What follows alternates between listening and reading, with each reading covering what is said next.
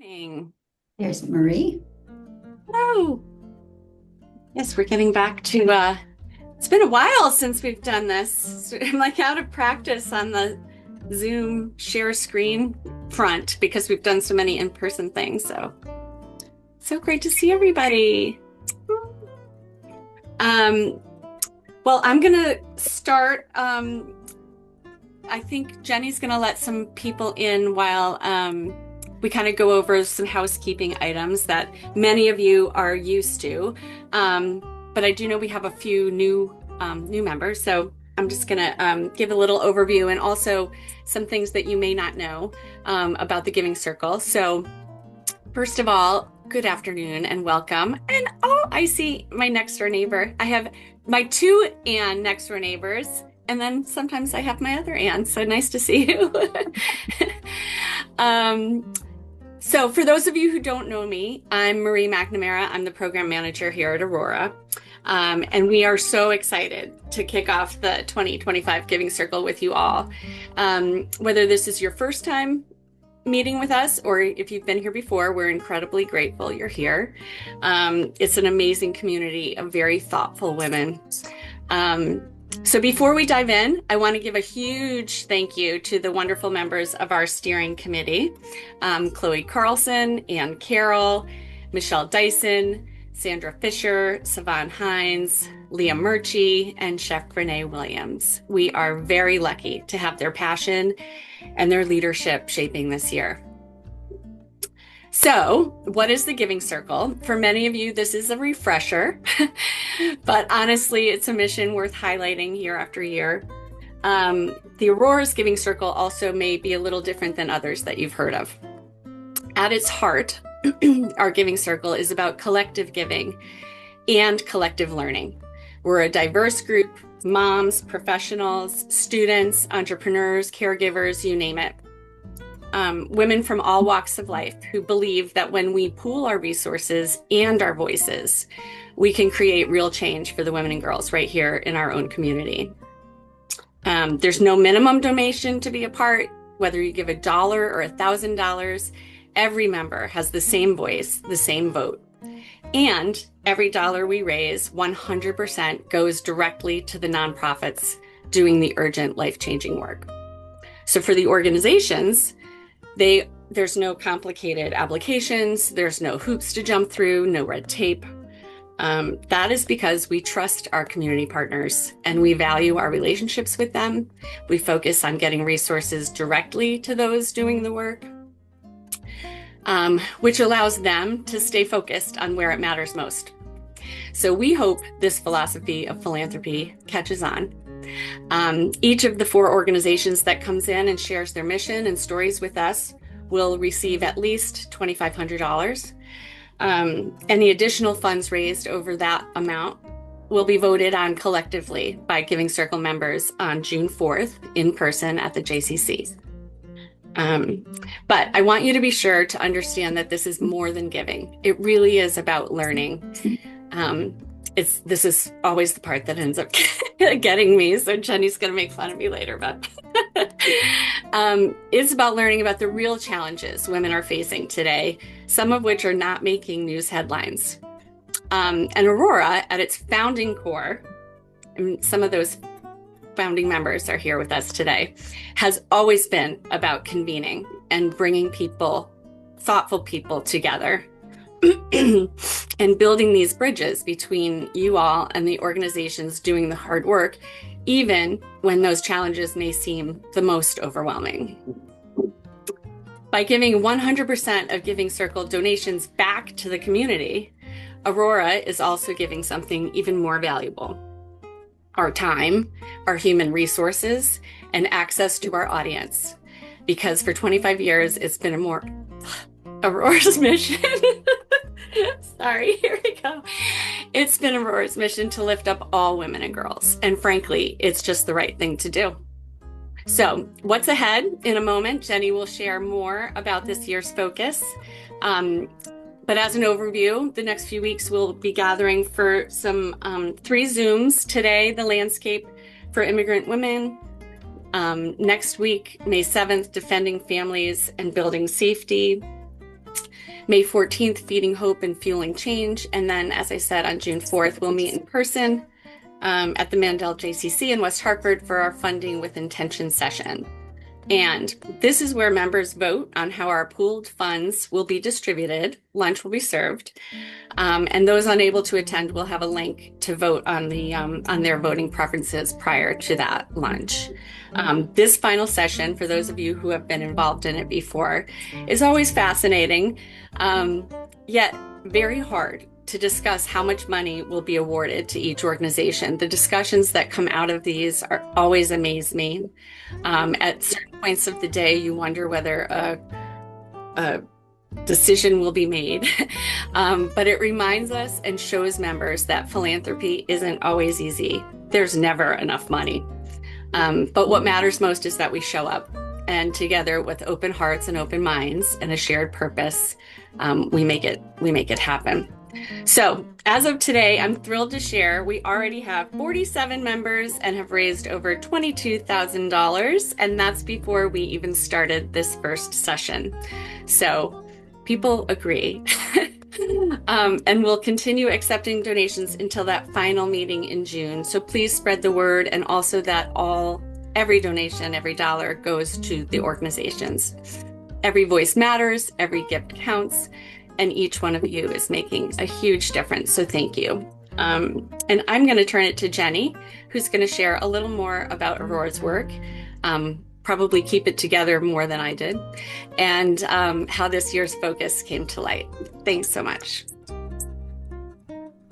Well, good afternoon, everyone. What an amazing group we've got assembled here, and such a high percentage of the folks that are already enrolled in the Giving Circle. So I never make fun of Marie for her heartfelt response to Aurora's work. I feel so lucky to work with someone that is so passionate about what we do. And really, I think this gets me in all of the fields too. I look forward to this all year, to being able to spend time with all of you, to see your dedication to community. And it's just amazing to be in a room of women. Oh, Chloe's crying too.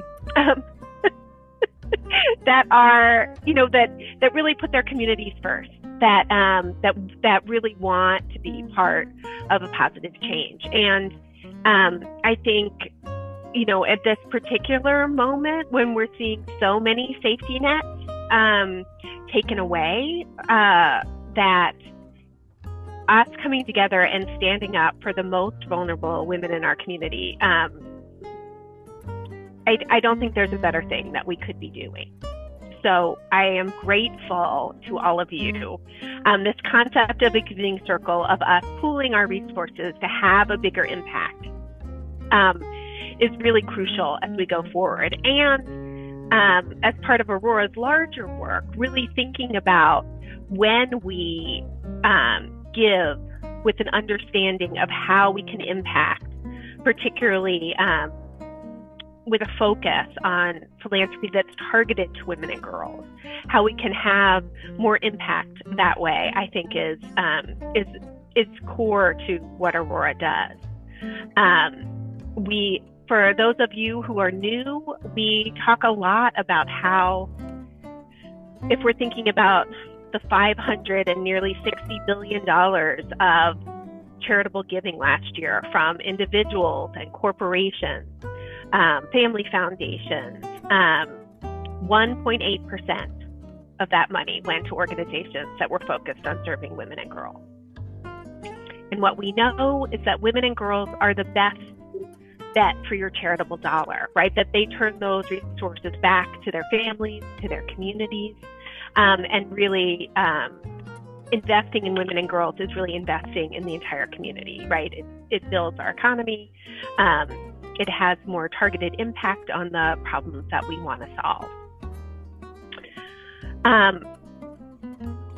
So the Giving Circle is key to Aurora's mission. Some of the other strategies that we use are we really want to make the obstacles and opportunities for women and girls visible to the whole community. So we do that through research projects.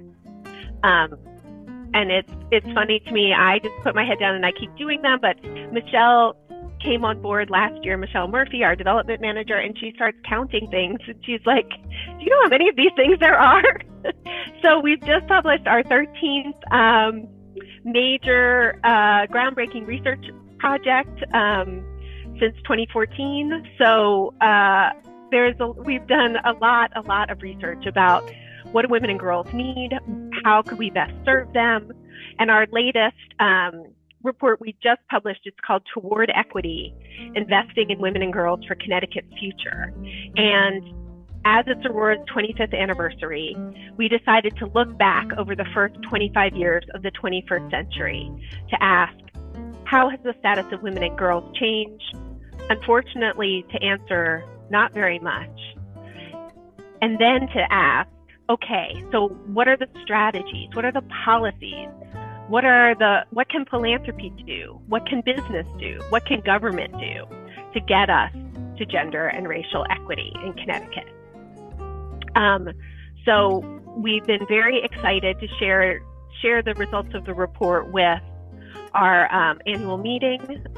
We took it to the Women's Caucus of the Connecticut State Legislature. I am headed next week to Gateway Community College to do an event that will be broadcast to all the community colleges in the state. On Friday, I will present it at a fundraising breakfast for the YWCA of New Britain. So if you have an organization that would like to hear the results of the report, we would love to come and share it with them. Aurora is in the middle of our grant making process. That is our other main strategy. We fund programs that help more women in Greater Hartford achieve their college degrees. And we've been spending the last week in site visits where we get to meet students from these programs. Many of you all might have seen videos of them at our Luminary events. To say that they are magical, and the program providers who spend so much care and attention to help them get to graduation and to careers that pay a family sustaining wage. It really is extraordinary. And every single woman that you help, whether that she is a first generation college student or a single mom returning to college at the age of 38. I want to say just a little bit about how we came to the theme for this year's Giving Circle. We at Aurora, so we make grants, but in a way that, as Marie kind of indicated, is trust-based, that we build relationships with organizations that serve women and girls throughout the community. So one of the ways that we do that is Marie holds coffee and convenings. So we invite organizations that serve women and girls from throughout Greater Hartford, but even across the state. And when we held one back in January, what we kept hearing from every single organization was how much, whether or not their focus was on immigrant and refugee women, how much the fear that women that they served, how much fear they were experiencing and how it was impacting the women and their families. So we took that information to our fabulous steering committee, and while we considered several possible themes for this year's Giving Circle, that to us seemed urgent and important, and that we could make an impact, that we could try to address the real need that we were seeing in community. That was part of how we came to that decision, and we're thrilled that you as our community have responded. I am very thrilled because Tabitha Sookdeo has just joined the chat. She's been at the Legislative Office Building at the Capitol today, leading a roundtable on the needs of immigrant and refugees across the state. And so we know that she is in the thick of what's happening, and we're thrilled to welcome her here as the executive director of Connecticut Students for a Dream, but she is so much more, and her personal story is so moving, and we're thrilled to have her share with us what is happening on the ground around the state for immigrant and refugee women. Thank you so much, Tabitha. Thank you, everybody. Can you hear me okay? Yeah. Awesome. Thank you so much for having me. It's really nice to meet everybody. As Jen said, my name is Tabitha Sookdeo, and I'm originally from the country of Guyana in the West Indies. And I moved to America when I was 16 years old as an undocumented youth. And really what happened for me was that my grandmother, she was a United States citizen, and she passed away before everything could be finalized with my family. And so what that meant was that our application, it became canceled, right? And then we became undocumented. And that's just to say that the system is incredibly difficult. And we tried to do everything in the ways according to the law, right? We paid all of our fees. We got a lawyer, and even to this day, 25 years later, we're still fighting this battle. And it's something that I deal with really on a daily basis when it comes to my parents, when it comes to my siblings. And so I wanted to just kind of give a little bit of basis for where I'm coming from. And so Jen, I'm wondering, is it possible for me to share my screen? I was supposed to send slides over, but I just didn't get to it. I'm sorry. Yes, absolutely. I will do that right now. Thank you so much. All right. So you guys can see this okay? Yes. Yeah, great. Perfect. So a little bit about us. So we are an organization that fights for the rights of undocumented youth and for their families. And we do that through building power. And so what does that mean? For us, it's a couple of different things. We want to make sure that, youth have an understanding of what it means to tell their story and what it means to ask for things that they need, especially when they're going through tough times. And I'll say that the majority of our members they're girls. They range between the ages of 14 and 25. And I'd say probably about 80% are girls. And it's really awesome to see that, because it just kind of shows like this desire to speak out and to be strong and to make sure that folks are understanding what is happening in our homes. And I'll go a little bit into what we're seeing on the ground, especially as it pertains to girls and to young women. But I do want to kind of tell you a little bit about the landscape here in Connecticut and across the nation. So this was a recent Migration Policy Institute study that came out last fall. And we're actually working really closely with them to put together a new report that will tell us all about, some of the legal challenges that are happening in the state. And so what I'll be doing is actually previewing some of those findings with you in just a little bit. So here we see that there are 257,000 women who are in the state, who are undocumented specifically. And of those folks, they pay about $200 million in taxes. And that's something I think that we don't always talk about, the fact that undocumented immigrants pay an enormous amount of taxes. And remember that story I told you before about it being difficult to sort of create status or to obtain status rather? I don't know one undocumented person who is not trying to regularize their status. The system is incredibly difficult, right? And so when we add on other types of immigrants, right, maybe we're talking about refugees, maybe we're talking about immigrants with temporary protected status, maybe we're talking about parolees, all of these folks are contributing to taxes, but that's not even included in this $200 million amount. Like, this is strictly just undocumented immigrants. Across the nation, undocumented women pay over $45 billion in taxes, right? That's a lot of money. And that money, it covers things like Medicaid, Medicare. It also covers Social Security. And the vast majority of this money, these taxes that are paid, are not touched by immigrants, period. The people who benefit from these taxes are American citizens.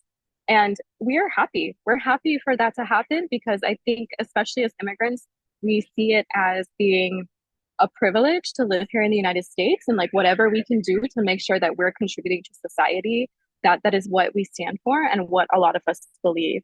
And so I wanted to really bring that to attention, because we hear this narrative about, immigrants these days being criminals, right, committing vast majority of crimes, whereas, immigrants commit a far lesser amount of crimes compared to United States citizens, because we know what it would mean to get into trouble, right? If you have a criminal record, it means that you're more likely to be deported, right? And that you cannot continue to live here in the United States. And so when we talk about what's happening in Connecticut, we're seeing enforced ICE or increased enforcement activity with ICE. And so that's having a chilling effect on many immigrant women, whether or not they have status or not. And so this means when there are issues of domestic violence, that folks are not going to the police right now because they're scared if they make a police report and they try to submit a restraining order, that it would mean that they have to go to court. And I don't know if y'all have been seeing the news, but ICE has been showing up to courthouses. I mean, literally yesterday, ICE went to the Middletown courthouse and picked up a ton of folks who were going there to do things that are civil, right? Just like civil hearings, whether if it's a parking ticket, whether if it's a divorce case, it can be really anything. Even a domestic violence case, you have to go and you have to talk to the judge. You have to present yourself and to explain what has happened and sometimes why you desire a restraining order. So we're seeing this chilling effect that's happening across the state with immigrant women. And it's not just undocumented folks who are being targeted by ICE activity. We're also seeing this with green card holders. We have lots of international students. That was a whole debacle that I need another 30 to 40 minutes to kind of go into. But I just really want to highlight that, things are really tough. Things are incredibly tough right now. And it's requiring us to go into homes and making sure that people know that who they can talk to in case there's an issue, right? Because we don't want women to not be able to report domestic violence abuses. That's not something that we stand for in Connecticut, right? Generally, we want everybody to feel safe to report if there's an issue. And so I'll move on to talk a little bit about just legal aid and what's happening across the state. So I mentioned about just increased ICE enforcement. We're also seeing, the just difficulties when it comes to folks who have temporary protected status. A few weeks ago, there was a deadline for everyone who had a parole status, if they were from Cuba, Haiti, Nicaragua, or Venezuela, under a Biden program, that their program was being terminated and that they would have had to self-report within a month.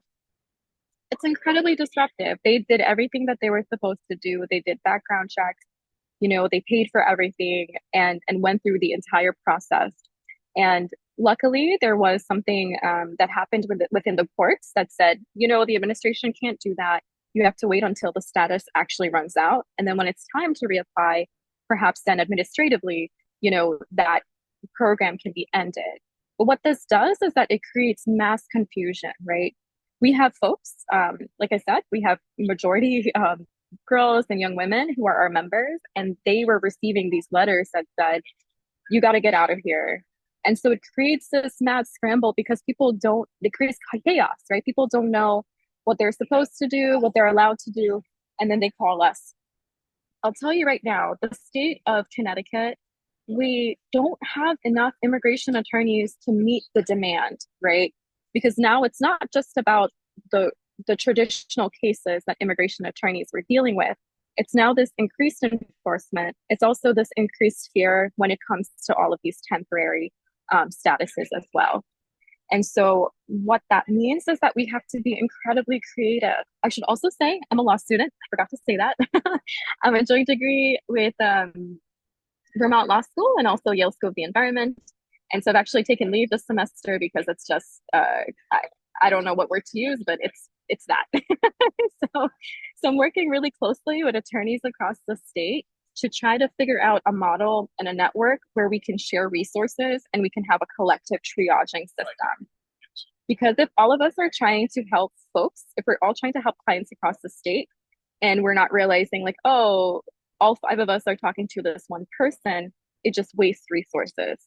So this time around, during this administration, with increased enforcement activity and truly anti-immigrant sentiments, regardless of party affiliation, this is an objective trend that's happening across the nation. And so we are rolling out pro se clinics.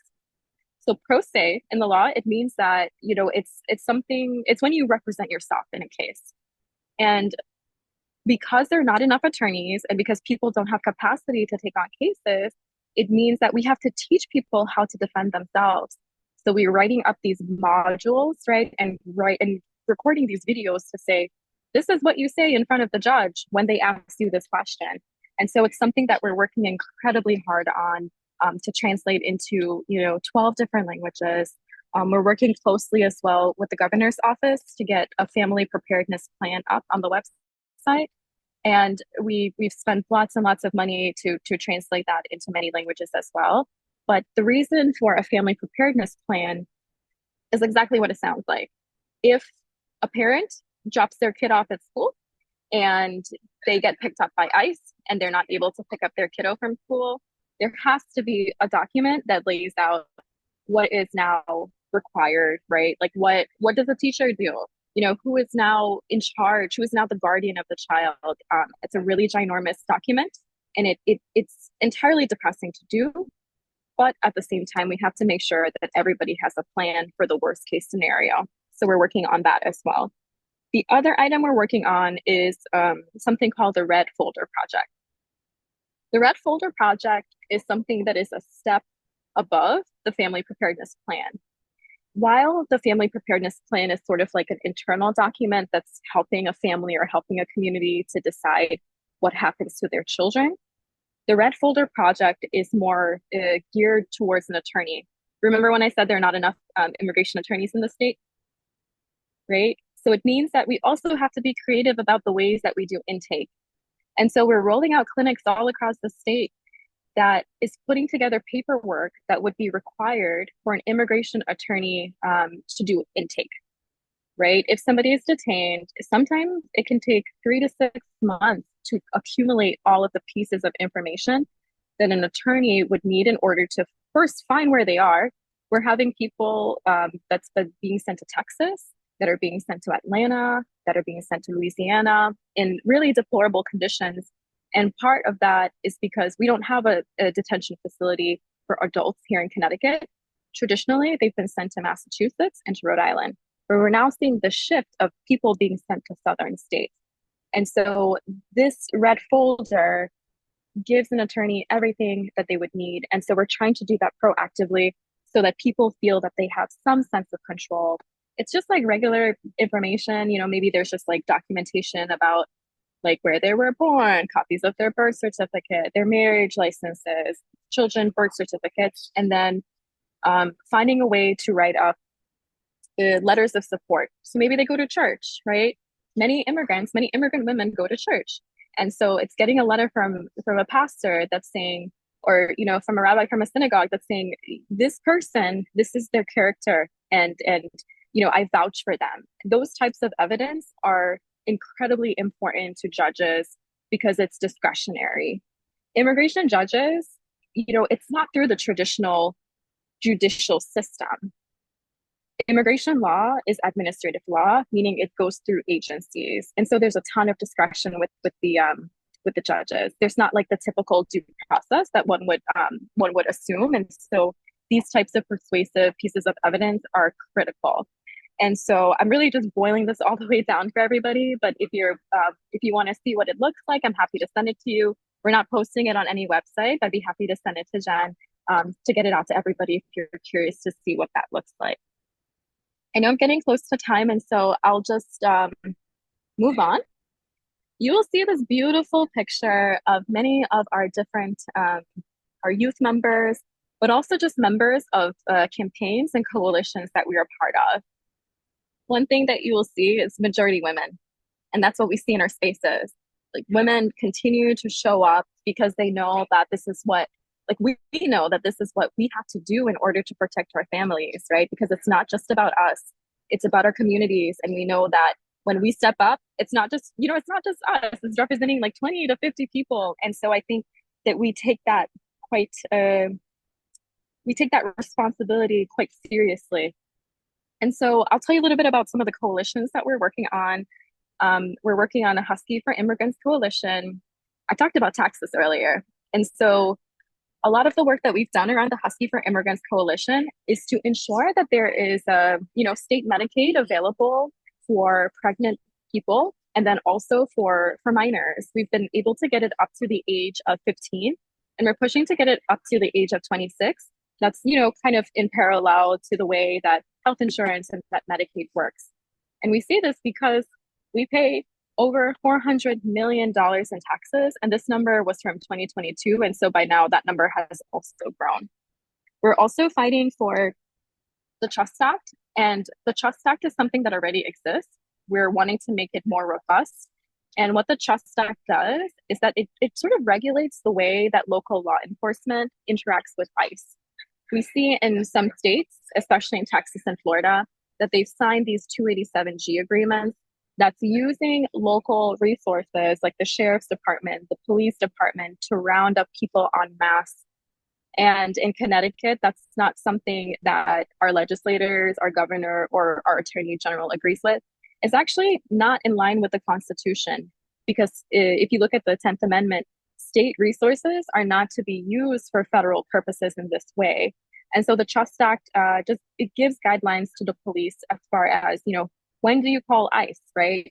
If somebody does not have a warrant out by ICE, and they haven't committed a crime, there's no reason for a police officer to take it upon themselves to call ICE and say, hey, I just pulled this person over, come get them, right? So that's what already exists right now. What we're trying to do is to make sure that ICE, does not go into courthouses. We've seen cases where, someone went in to pay a parking ticket. They tracked the person, broke their window, literally broke their car window, and pulled them out, right? Some of the other things that we're doing too is to make sure that ICE is not going around schools, right? Or when parents go to pick up their kids, that they're not, it's just absurd. And so we're working really hard on that. But what I'll leave you with the time that I have is, in addition to those two campaigns, we're working on a network that's called the Connecticut Immigrant Support Network. And this is all about how do we pull together everybody who does anything with immigration, right? Whether if you're a healthcare center, you're a school, and how do we have these kinds of conversations to share resources, to share issues that are happening across the state. And again, all of the members of the network, I think except for maybe 3 people, are not women, right? Everybody else, they're all women. And so it's really cool to see all of us come together.